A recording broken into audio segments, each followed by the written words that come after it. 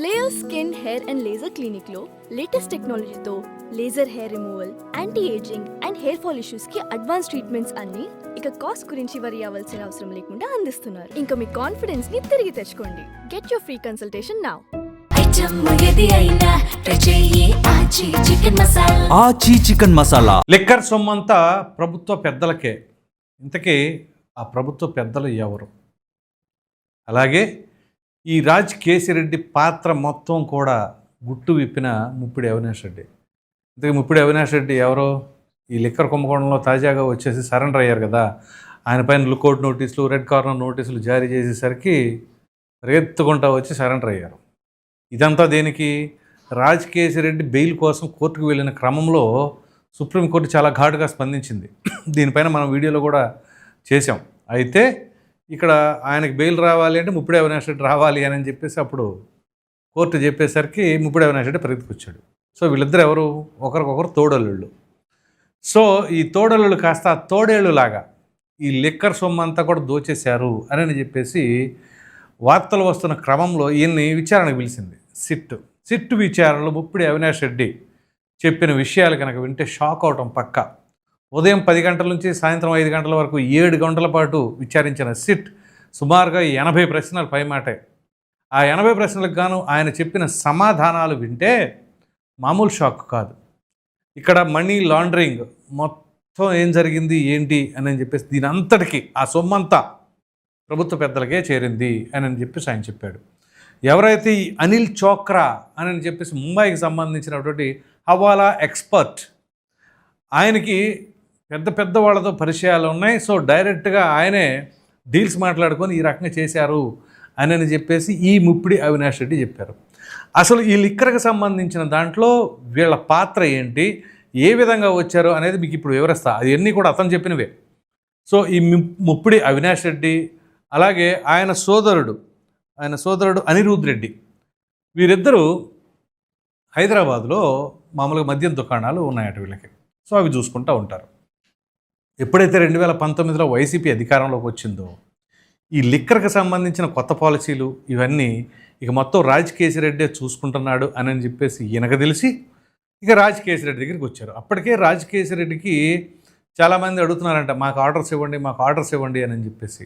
So ఆ తరుణంలో ఈ ముప్పిడి అవినాష్ రెడ్డి కూడా నాకు కూడా ఆర్డర్స్ ఇవ్వండి అని అంటే, సరే మనకి డిస్టరీస్ కావాలిగా అని చెప్పేసి, మరి మీకు ఏ సంస్థ ఉంది ఏంటి అంటే, ఒక సంస్థ కావాలి కాబట్టి అదాన్ డిస్టిలరీస్ అని చెప్పేసి ఒక సంస్థని ఇతను స్థాపించి దానికి ఎంత ₹1,00,000 పెట్టుబడితో దాని డైరెక్టర్గా ఆయన సోదరుడు అనిరుద్ రెడ్డిని పెట్టాడు. ఇక్కడ వరకు బాగుంది. ఆ తర్వాత ఇక ఆర్డర్స్ అనేవి అక్కడ నుంచి ఏపీఎస్బీసీఎల్ నుంచి గట్టిగా వీళ్ళు ఆర్డర్స్ తీసుకోవడం, ఆ మద్యం అనేది వీళ్ళు తయారు చేసి పంపించడం. ఇదొక్కటే కాదు, ఎస్పీవై డిస్టిలరీస్ ఇంకా అనేక రకాలైన డిస్టిలరీస్ దగ్గర సబ్లీజ్కి తీసుకున్నాడు ఈ యొక్క ముప్పిడి అవినాష్ రెడ్డి. సో ఇంతవరకు బాగుంది. ఇప్పుడు అదాన్ డిస్టిలరీస్ అని చెప్పేసి ఏదైతే పెట్టాడో దాంట్లో సుమారుగా ₹60 కోట్ల పెట్టుబడి పెట్టినారు అక్కడ శరత్ చంద్రారెడ్డి ఈ అదాన్ డిస్టిలరీస్లో 60 కోట్ల పెట్టుబడి పెట్టాడంట. చూడండి, ఎక్కడ ₹1,00,000 ముప్పిడి అవినాష్ రెడ్డి పెట్టింది, దాని తర్వాత శరత్ చంద్రారెడ్డి దాంట్లో 60 కోట్లు పెట్టాడు. అక్కడ వరకు బాగానే ఉంది. సో వీళ్ళు ఇదంతా చేస్తూ ఉంటే భారీగా ఆర్డర్స్ ఇస్తున్నారు. ఆ ఆర్డర్స్ కాస్త వీళ్ళు ప్రొవైడ్ చేస్తున్నారు ఏపీఎస్బీసీఎల్కి. సో ఇప్పుడు ఆ మొత్తం మనమే కదా. అక్కడేమో రాజ్ కేసిరెడ్డి ఉన్నాడు, ఇక్కడ ముప్పిడి అవినాష్ రెడ్డి డిస్టిలరీసు, పైగా శరత్ చంద్రారెడ్డి ఎవరు? విజయసాయిరెడ్డి వాళ్ళ అల్లుడు సోదరుడే కదా. ఇక్కడ వరకు బాగానే ఉంది. సో వీళ్ళందరూ ఏం చేశారు, అక్కడ నుంచి భారీగా ఆర్డర్లు రావడం ఇదంతా వచ్చింది. ఇక అప్పుడు ఏమైంది, ఆటోమేటిక్గా ఆర్డర్లు భారీగా వస్తున్నాయి, డిస్టిలరీస్ మనయ్యి, పెట్టుబడి పెట్టాము, అన్నీ చేసాము. ఇంకప్పుడేమవుద్ది, డబ్బులు ఎక్కువైపోతే ఏమవుతుంది, వాటాల పంచాయతీలు వస్తాయి. ఆ వాటాల పంచాయతీలు వచ్చిన క్రమంలోనే ఎవరెవరికి, శరత్ చంద్రారెడ్డికి, రాజ్ కేసిరెడ్డి ఏమో మొత్తం కర్మ క్రియ అన్నీ ఆయనే. ఎందుకంటే ఏపీఎస్బీసీఎల్కి మొత్తం ఎక్కడెక్కడ ఎవరెవరికి ఎన్ని ఆర్డర్స్ ఇవ్వాలి, దాని నుంచి డబ్బులు ఏంటి మొత్తం కూడా యానా. ఈ శరత్ చంద్రారెడ్డి వచ్చేసి ఈ అదాన్ డిస్టిలరీస్లో పెట్టుబడి పెట్టాడు. ఇంతవరకు బాగానే జరుగుతూ ఉంది. ఇక వాళ్ళ మధ్య ఎప్పుడైతే పెద్దగా గొడవలు అయిపోయినాయట, ఈ గొడవలు అయిన తర్వాత ఎప్పుడైతే ఇట్లా జరిగిందో రాజ్ కేసిరెడ్డి ఈ ముప్పిడి అవినాష్ రెడ్డిని ఇక పట్టించుకోవట్లా.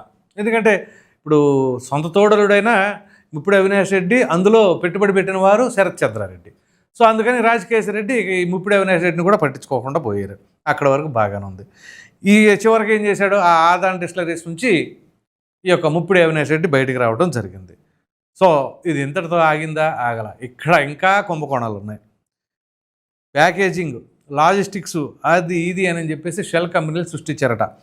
అక్కడ నుంచి ఎటువంటి సర్వీసెస్ లేకుండా, ఎటువంటి సదుపాయాలు పొందకుండా ఇన్వాయిస్లు క్రియేట్ చేసి బిల్లులు క్లెయిమ్ చేసుకోవడం, తద్వారా ఆ డబ్బులంతా కూడా అక్రమార్జన చేయటం. ఇక చివరికి ఈ సొమ్మంతా కూడా అక్రమంగా ఆర్జించిందే కదా, దానికి సంబంధించిన ఆడిట్ ఫైల్స్, ట్రయల్స్ మొత్తం ఇవన్నీ కూడా ధ్వంసం చేశారు. మళ్ళీ ఆ గుట్టు బయట పడకూడదు కదా. ఈ క్రమంలో ఇవన్నీ కూడా వీళ్ళు ఆ రకంగా చేసి చివరికి ఆ మనీ లాండరింగ్ ఇదంతా కూడా చేశారు. ఇక్కడ వరకు బాగుంది. మరి ఇప్పుడు ప్రభుత్వ పెద్దలకే చేరింది. ఎవరా ప్రభుత్వ పెద్దలు? సో ఇప్పుడు ఇది ప్రతి కేసు మీరు చూసుకోండి, లాస్ట్ వరకు తీసుకొస్తున్నారు. లాస్ట్లో ఏం జరుగుతుంది అంటే అది అక్కడ వీగిపోతూ ఉంది. సరే, ఇప్పుడు ఇది వీగిపోతుంది అని చెప్పేసి మనం అనుకోలేము. అలాగని కంటిన్యూస్గా ఈ దర్యాప్తు జరిపి అసలైన దోషులు ఎవరో పట్టుకుంటారా, ఏం జరగబోతుంది?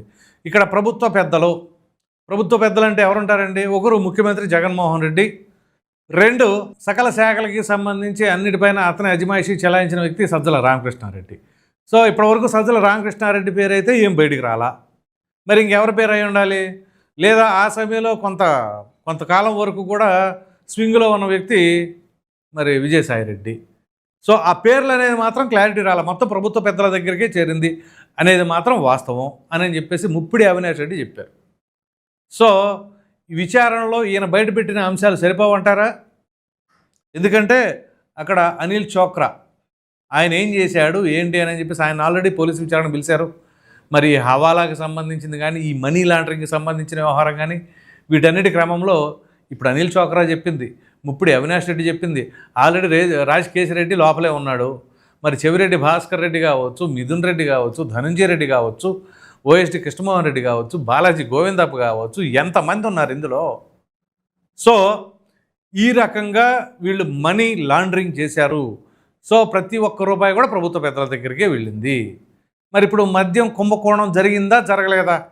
ఇంత క్లియర్ కట్గా ఏమీ జరగకపోతే ముప్పిడి అవినాష్ రెడ్డి వచ్చిన తర్వాత ఈ విషయాలన్నీ ఎలా చెప్పాడు విచారణ అధికారులకి? సో ఇప్పుడు ఏం జరగబోతుంది? కొన్ని వేల కోట్ల కుంభకోణం, కొన్ని వేల మంది ప్రాణాలతో చెలగాటం, ఇవన్నీ ప్రభుత్వానికి గడ్డి కొట్టిన విధానం. సో వీళ్ళందరూ చేసిన నేరాలకి వీళ్ళకి శిక్షలు పడటంతో పాటుగా రికవరీ, ఇది చాలా ముఖ్యం. ఎన్ని వేల కోట్లు దోచేశారో అది మొత్తం కూడా రికవరీ చేయాలి. అదంతా ప్రభుత్వ సొమ్ము, అంటే ప్రజలకు చెందాల్సింది. అదేమిటి అంటే నేను బటన్ నొక్కాను బ్రహ్మాండంగా ఇచ్చేసానంటే, ఇదిగో మీ ఓటమికి ఇది కూడా ప్రధాన కారణం. అడుగుతున్నారు కదా, ఆ ఓట్లన్నీ ఎటుపోయినాయో, మనం చేసిన మంచి ఎటుపోయింది అనేది. ఆ మంచి కూడా కనబడకుండా రూపు మారిపోయేలాగా చేసింది ఇట్లాంటి పనులే. ఇది కూడా one of the main reason, ప్రధాన కారణం వైసీపీ కూలిపోవడానికి. ఎంతమంది, ఎన్ని కుటుంబాలు, కొన్ని వేల కుటుంబాలు ఇబ్బంది పడిపోయింది. కొంతమంది ప్రాణాలు కోల్పోయారు, కొంతమంది అనారోగ్యాలు పాలైపోయారు. ప్రక్కన చూస్తేనేమో ఈ మద్యానికి సంబంధించి వీళ్ళు పెట్టే ఈ నాణ్యమైన మద్యానికి అక్కడ కాపలాదారులుగా గవర్నమెంట్ టీచర్లు. ఇది పరిస్థితి.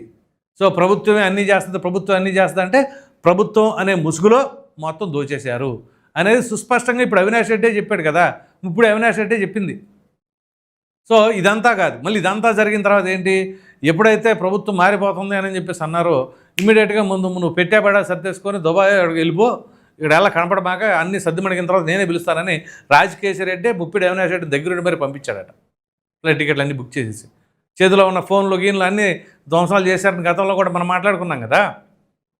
సో ఎక్కడ ఏ ఎవిడెన్స్లు దొరకకూడదు, అది పరిస్థితి.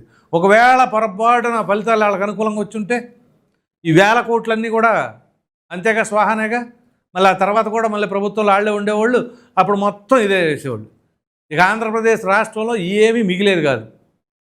మామూలుగా భోజనాల్లో ఆకులు ఉంటాయి కదా, భోజనాలు అయిపోయిన తర్వాత ఆ ఆకుల్ని పారేస్తే కుక్కలో బొక్కలో నాకేస్తాయి.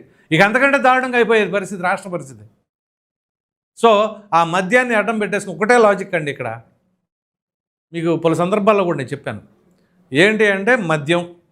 ఏ రాష్ట్రం అయినా సరే ఆ మద్యం ఉన్న రాష్ట్రాల్లో అక్కడ దానిలో వచ్చే ఆదాయంతో చాలా వరకు కూడా ప్రభుత్వం ఈజీగా నడుస్తుంది ఆర్థికంగా. అటువంటి ఆర్థిక అంటే అంత ఉంది దాంట్లో సంపాదించుకోవడానికి.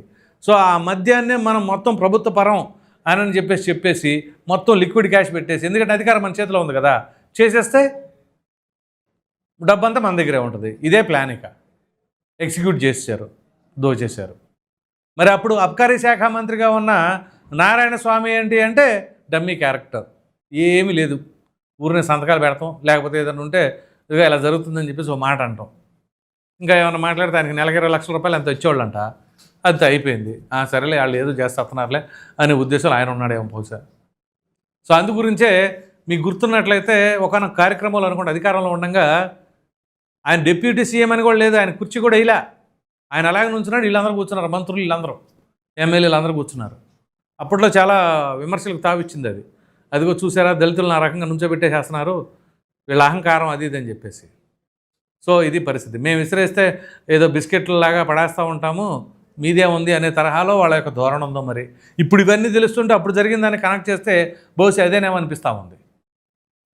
సో మరలా ఇంకా నేనేం తప్పు చేయలేదు, మేమంతా బ్రహ్మాండంగా చేసామని అవకాశం దొరికినప్పుడు ప్రెస్ మీట్ పెట్టినప్పుడు చెబుతూ ఉంటారు. ఇప్పుడు తెలుస్తుంది ఎంత బ్రహ్మాండంగా చేశారనేది. ఇది వేరే వాళ్ళు ఎవరో చెప్పింది కాదు, సిట్ అధికారుల దగ్గర స్వయంగా ముప్పిడి అవినాష్ రెడ్డి నిన్న ఇచ్చిన వాంగ్మూలం అది. 7 గంటల పాటు 80 ప్రశ్నలకు సమాధానాలు అవి. సో రాజ్ కేసిరెడ్డి ప్రధానంగా మొత్తం దగ్గరుండి నడిపించారు. అంత దగ్గరుండి నడిపించారు అంటే ఆయన చేతికి తాళాలు ఎవరు ఇచ్చారు? ప్రభుత్వ పెద్దలు ఇచ్చారు. ఎందుకు ఇచ్చారు అంటే అది మొత్తం అక్కడికే రావాలి అని. సో ఆ రకంగా చేశారు. అసలు ఎంత దోచేసిన దాంట్లో ఇప్పుడు రాజ్ కేసిరెడ్డి ఎంత దోచేశాడు అనే విషయం కూడా బహుశా ఆ ప్రభుత్వ పెద్దలకు కూడా ఇప్పుడు బయటపడుతున్నాయేమో. వామ్మో మనకు చెప్పిన లెక్కేం ఇంత, కానీ అక్కడ దోచేసింది అంతా అని చెప్పేసి. సో ఈ రకంగా ఎటు చూసినా కానీ ఈ లిక్కర్ దాంట్లో మాత్రం గట్టిగా దోచేశారు. మరి గదుల్లోనే పేరు చేసుకునేంత డబ్బు దోచేసి ఆ చివరికి ఆ డబ్బు అంతా ఎటు పంపించారో, ఏ దేశాల్లో ఉన్నాయో కానీ ఇప్పుడు మాత్రం ఆ విషయాలన్నీ బయటకు వస్తున్నాయి. మరి ఈ నేపథ్యంలో ఇది ఎంత దూరం వెళ్ళబోతుంది, తదుపరి విచారణకి ఇంకెవరిని పిలుస్తారు, ఏమనుకుంటున్నారు, అసలు ప్రభుత్వ పెద్దలంటే మీరు ఎవరై ఉంటారు అని అనుకుంటున్నారో ఖచ్చితంగా కామెంట్లో తెలియచేయండి. Thank you.